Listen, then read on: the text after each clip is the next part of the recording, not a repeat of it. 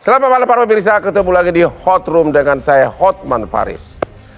Dalam praktek hukum pidana, salah satu peristiwa pidana yang tidak terlalu susah pembuktiannya adalah pemalsuan surat. Karena begitu ada asli, langsung ketahuan apakah yang dipalsukan itu sesuai dengan asli. Akan tetapi dalam kasus ijazah Jokowi sudah hampir setahun tidak ada ujungnya entah kemana. Adalah kasus ijazah pertama di Indonesia, bahkan di dunia mungkin, yang paling heboh, penuh dengan sindir-menyindir secara politik maupun secara hukum. Kemana akhirnya kasus ini? Kasus dugaan ijazah palsu Presiden Joko Widodo kembali memancing perhatian publik. Isu lama yang sempat mereda, kini kembali mencuat setelah sejumlah pihak mengklaim telah membongkar data pencalonan Jokowi dari masa ke masa yang disebut-sebut menyimpan banyak kejanggalan. Dalam narasi yang beredar, pihak pengkritik menyatakan bahwa Jokowi diduga tidak pernah memiliki ijazah resmi dari Universitas Gadjah Mada, UGM, sebagaimana yang selama ini diyakini publik. Mereka menuding bahwa dokumen yang selama ini ditampilkan bukanlah ijazah UGM, melainkan dokumen lain yang diklaim berasal dari sumber tidak resmi, bahkan secara provokatif disebut sebagai ijazah pasar pramuka. Ijazah itu gak sah kok harus diakuin kan gitu. Kan sampai sekarang nih, ijazah yang katanya hasil pasar pramuka itu harus diakuin oleh UGM. Kacau nggak UGM ini? Dibanding-bandingkan hasil kerjanya Baris Krim, dibanding-bandingkan. Kata si responsaman, nggak kena identiknya 1112, 1114, 1115, nggak sesuai. Artinya yang pasar pramuka nih mau diapakan, nggak bisa cocok dengan yang UGM, nggak bisa cocok. Tapi dicocok-cocokkan oleh polisi, dipaksakan oleh polisi bahwa itu sesuai dengan identik, disesuaikan dengan UGM. Nah UGM ini sampai kapan dia mau membuktikan ini tempat KKN-nya nggak benar, angka ininya nggak benar. Kan kalau kita sama-sama pernah kuliah kan semuanya lengkap. Sekarang yang diributkan lahirnya. Ini sekarang yang ribut Kas Pujo. Lahir ijazah tidak ada skripsi. Kenapa? Karena dibikin oleh pasar pramuka. Terus dipaksa-paksakan UGM bilang ada skripsinya, ada mana ada. Orang bikinnya di sini. Ini bukan rahasia lagi bahwa masyarakat kita itu taunya Jokowi itu pembohong. Ini dia tidak berpendidikan sekaligus pembohong. Kalau dia mengatakan dia punya ijazah asli, kenapa dia sembunyikan? Jadi kalau menurut saya, yang selalu disembunyikan itu adalah sesuatu yang bermasalah. Tapi kesimpulan saya, dia tidak punya ijazah. Jadi kalau ada ijazah yang dia pegang atau dia tunjukkan, pasti palsu. Tidak mungkin sesuatu yang asli disembunyikan. Berarti Jokowi memang takut ketahuan. Berarti memang palsu. Sama sekali tidak ada alasan untuk mengatakan bahwa Jokowi itu punya semacam frame berpikir yang intelek. Sehingga karena itu saya tidak pernah percaya omongannya. Membohongi institusi negara, membohongi seluruh rakyat Indonesia, melanggar konstitusi. Masa dia melenggam begitu saja? Yang dilakukan oleh rektor ini, yang saya kasihan rektor ini, karena pasti dia orang baik. Yang saya kasihan itu ada tekanan apa dia mengatakan, saya yakin dia punya ijazah. Oh, jadi Prof. Rias menganalisa bahwa rektor ini dalam tekanan. Saya yakin begitu. Karena kalau itu karakternya, dia tidak pantas jadi rektor. Jadi dia ini dalam tekanan atau dia dalam keadaan utang budi atau apa, sehingga dia terpaksa tidak berbohong, tapi membuat pernyataan yang tidak bisa dipegang. Keyakinanmu tidak bisa dipegang.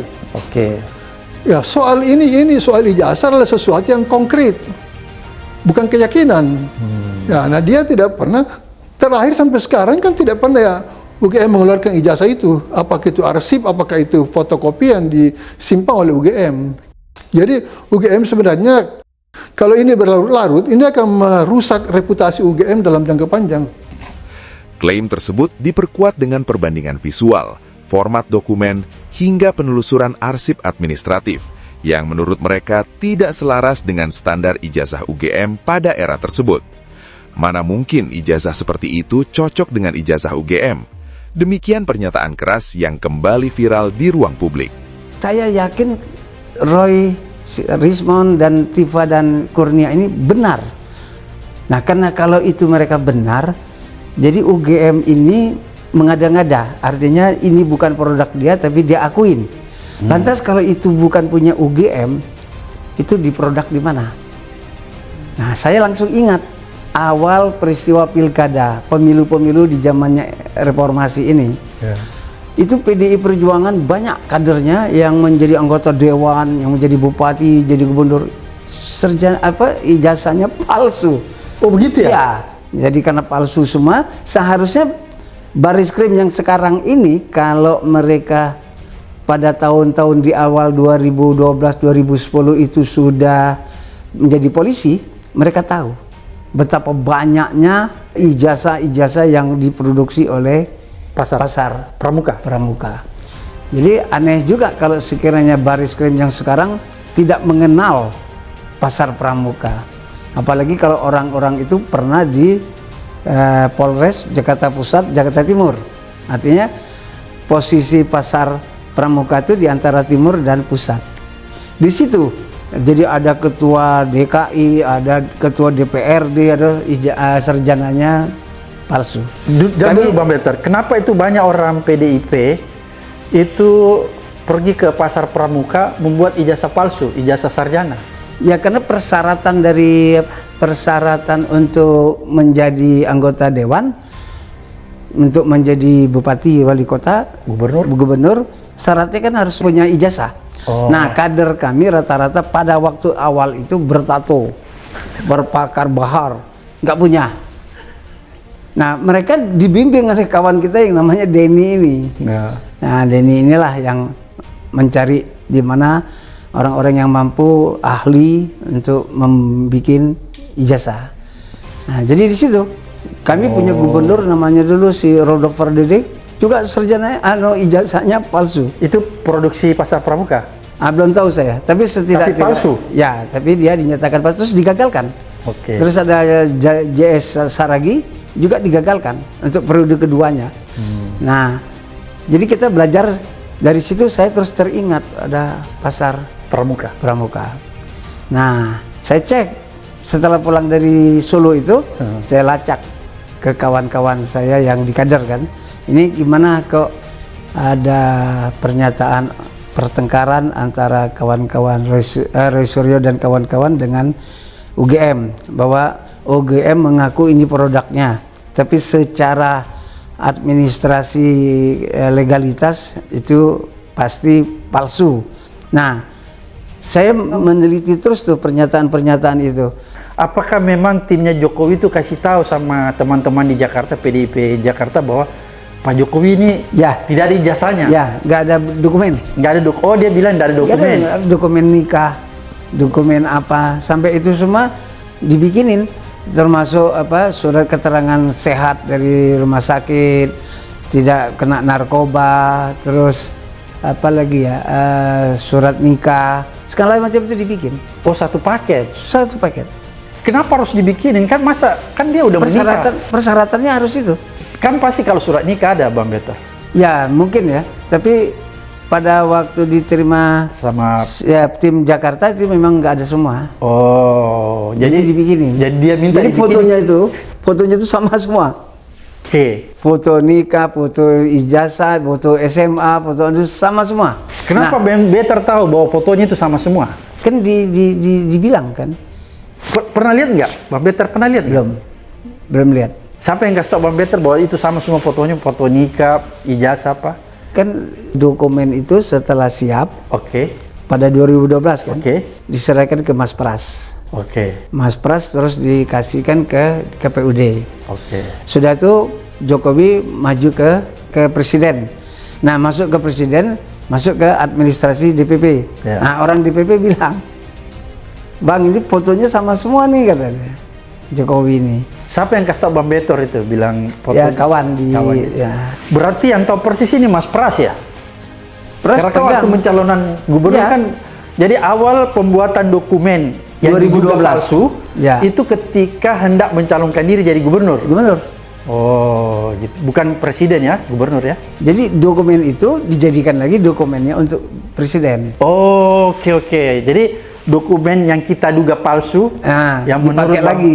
menurut Bang Better dibuat di Pasar Pramuka, itu digunakan untuk mencalonkan Pak Jokowi di gubernur. Kemudian dokumen itu juga digunakan untuk mencalonkan Pak Jokowi di presiden. Namun di sisi lain, pihak Jokowi dan UGM telah berulang kali menegaskan bahwa ijazah tersebut asli dan proses akademik Jokowi dinyatakan sah sesuai ketentuan yang berlaku. Kepolisian juga menyebut telah melakukan klarifikasi dan gelar perkara, meski hasilnya masih terus diperdebatkan oleh berbagai pihak. Maka kalau sekira nanti Jokowi ini sadar, dia ngakuin aja lah. Selesai. Nggak bisa diapa-apain lagi kan? Selesai. Seperti kata Ibu Mega, ya kan? Kalau memang punya tunjukin, kalau nggak berani kan berarti nggak punya. Jadi kalau dia sudah tunjukin kita maafkan ya. Ya adalah, mau diapain? Bahwa dia punya hutang dengan terutama dengan Cina. Ya kan, utang dengan Cina yang paling banyak. Ya diakui sama Cina. Nah nanti kalau Cina mau nangkap dia bawa ke Cina, dihukum dengan hukum Cina, urusan Cina. Ahok tuh pernah bilang, kata Ahok, orang yang nggak berani menunjukkan ijazahnya berarti yakin dia punya palsu. Kata Ahok begitu. Jadi kalau sekiranya memang kita mampu melacaknya, selesai. Nah problemnya memang setelah Jokowi sudah tidak presiden, ini mau diapakan? Paling tidak satu pelajaran. KPU harus jujur dong. Dia melaksanakan perintah undang-undang, melakukan peraturan dengan anggaran.